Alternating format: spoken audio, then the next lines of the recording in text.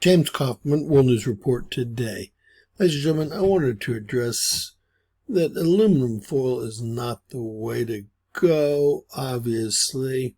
It's always better to buy something that's actually made for perhaps military use to stop X-ray attacks, electromagnetic field, or ULF, ELF attacks.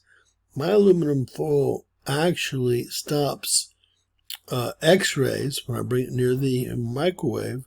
It stops the ELF, the ULF, the geomagnetic, electromagnetic fields, but it just isn't what I would recommend as your savior. I would recommend some professional equipment. This happens to be one for sale. It's called the Havana Wave Stopper Cap, and it's specifically protection for EMF, which is one of the things we were looking at, electromagnetic fields. And it says it stops about 99.7 of any electromagnetic field from reaching your brain to provide ultimate peace of mind, literally when around cell phones, Wi-Fi's, other electronic devices. Now, there's all kind of things that these things are made out of. I'm going to show you all some Faraday fabric, but this has 100% pure silver fiber inlay, and I've seen that silver is used a lot in protection, especially from things like, well, X-rays and geomagnetic and electromagnetic frequencies, like solar storms, and, well, we're getting hit by a proton storm right now, and like geomagnetic storms, which we'll be hit by later today into tomorrow. We've already been hit by a lot of X-rays today, as y'all know. You can simply go on to Amazon and buy huge sheets of military-grade Faraday fabric here, and obviously it's going to be hard to cover your head with that. But if you remember John McAfee, he was so worried about being spied on that before his death he had entire rooms covered with this Faraday fabric that was military grade. And I guess if your entire room is covered, and it actually comes with tape as well to take care of the, well, I guess the seals, the edges. So I can get a picture of the tape. Polyester, conductive base, copper layer, nickel. They're using copper and nickel here. I've seen silver used. So you can use all types of different things.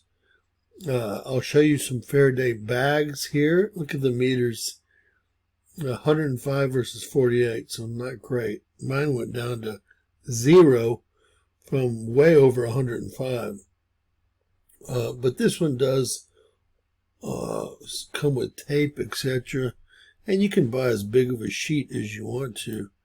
And they're not very expensive. This is very inexpensive, really. And this is just showing you how good of a job it did. 4.8 versus 105. So this is the actual cloth. They're testing it. And what are they testing it against? Let's see if it says. A Wi-Fi router, cell phones, Bluetooths, GPSs, RFIDs. A lot of times they'll want to steal your credit cards, and they can walk by you nowadays and steal them because of the chips.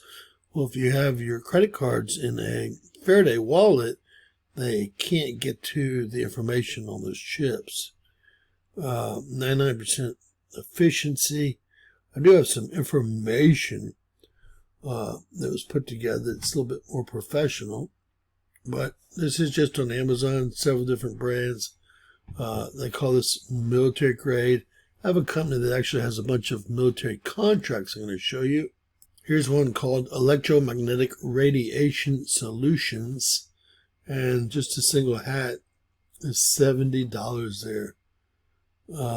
And let's see, does it say what they're using? I don't know if it does or not. Let's see, silver and copper and Lycra. So that's probably going to be what the active, can call them active components are. And shielding 99.999%, but it doesn't really go all the way over your head or anything. If you have a meter, you can test it when you get it and send it back.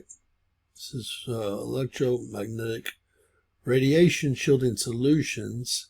There's 1,000 companies out there selling this stuff, and I can't recommend or not recommending any of them. I just wanted to show you all some of the different options.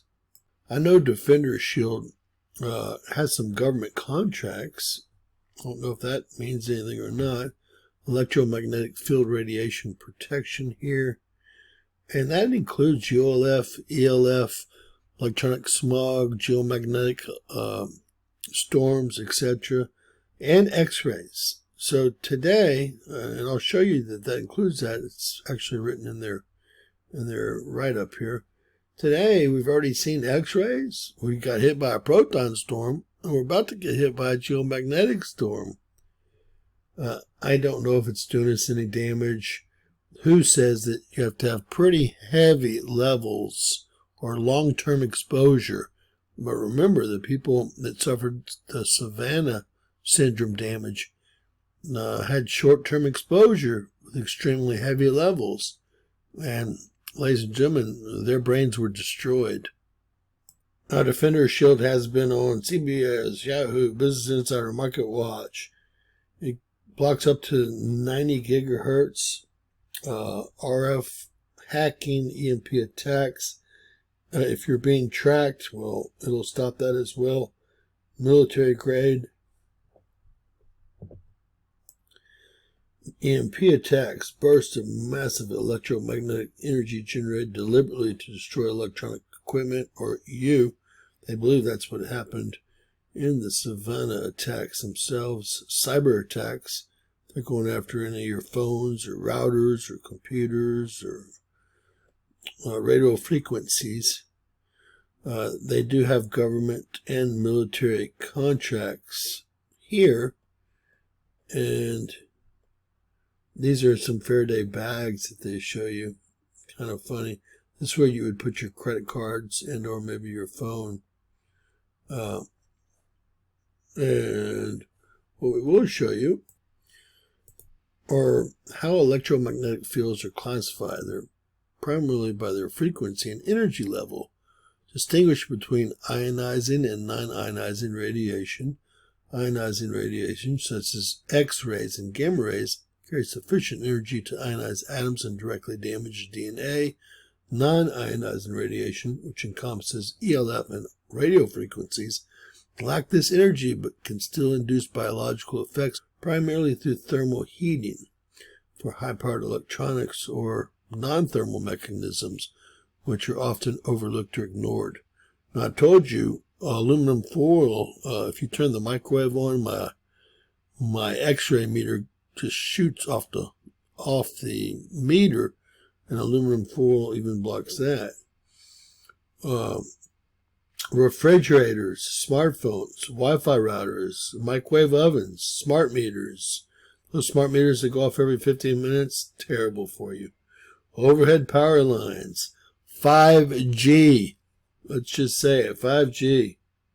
Exposure scenarios differ between occupational settings, where workers may experience intense EMFs from industrial equipment.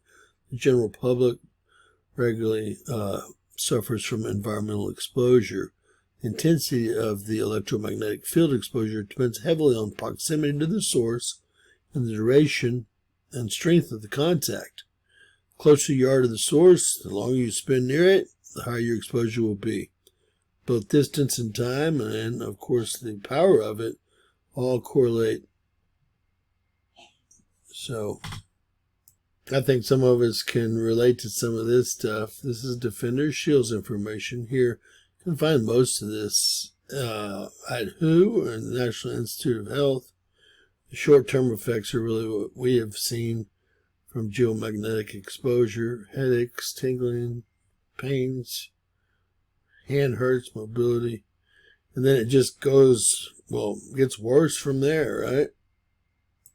Electromagnetic field exposure has been studied extensively in both laboratory and population settings with a range of reported acute and chronic health effects. While some effects remain controversial due to inconsistent evidence, others are supported by biological plausible mechanisms observed in experimental models. Below is a breakdown of current understandings across short-term and long-term exposures. Short-term, headaches, fatigue, dizziness, sleep disturbances. I mean, I think we can all testify to all of this. Symptoms are commonly reported by individuals who self-identify as electromagnetically hypersensitive. Minor changes in cardiac and respiratory function, which I did an entire video about. Some studies have observed temporary shifts in heart rates, variability, respiratory patterns, etc. Extremely low frequency and radio frequency exposures, which include X-rays. Even tingling of the skin. Someone had mentioned that in one of their comments today. Short-term exposure to radio frequencies, like X-rays, may cause localized heating and superficial tissues. I won't go over the long-term effects because they're so extensive, but I think we have a pretty good idea. We don't want to be exposed to electromagnetic radiation or electromagnetic fields or ULF or ELF or anything else for long periods of time, X-rays, etc. Believe it or not, all these, Faraday cloths and to somewhat, I guess, the caps, etc., do or are supposed to protect you from these. It's just amazing here. They've done animal testing, which I terribly hate. But you saw how simple the aluminum foil worked for me. And we looked at ULF, ELF, and electromagnetic fields while we were doing an experiment just a bit ago online. So we looked at all three of those, as my sensor has those, and smog, which I didn't think was pertinent. But I wanted to actually show y'all some plausible ways to perhaps protect yourself. Obviously, an X100, well, it's probably not going to protect you. I'm guessing that everything will just burn. But that's my guess because, of course, I've never seen anything like that occur. So, God bless you guys. There are some very inexpensive, plausible ways. And I keep pointing back to the cloths. The cloths, you get so much cloth for so little money. And they're very effective. GPS, EMPs, radio signals, these all include X-rays. The entire spectrum is within these right here. And very inexpensive for 196 by 43. But I don't own any. I almost bought some of this cloth. There's the tape that you can buy, the Faraday tape right there that we talked about. And I just thought I would let y'all see. The military tries to protect themselves against possible attacks, etc. All right, so we said silver, copper, and other materials. I don't know if it says exactly what's in this. Copper, nickel. Here, we've seen silver. I showed y'all other metals. So that's the facts, Jack. God bless you guys. Please share, subscribe, and always remember, anything's possible. Bizarro world.